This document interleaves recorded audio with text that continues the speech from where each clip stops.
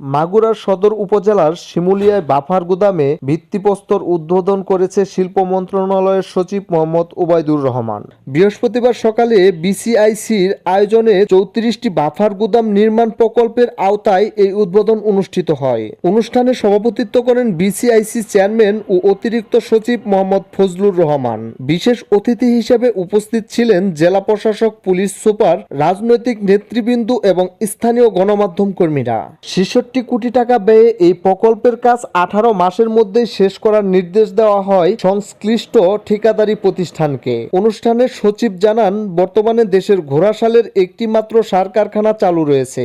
Gas সংকটের কারণে অন্যান্য কারখানাগুলো বন্ধ। তিনি আরো বলেন, শিল্প মন্ত্রণালয়ের আওতাধীন সকল শিল্প কারখানা সরজমিনে পরিদর্শনের পরিকল্পনা রয়েছে সরকারের।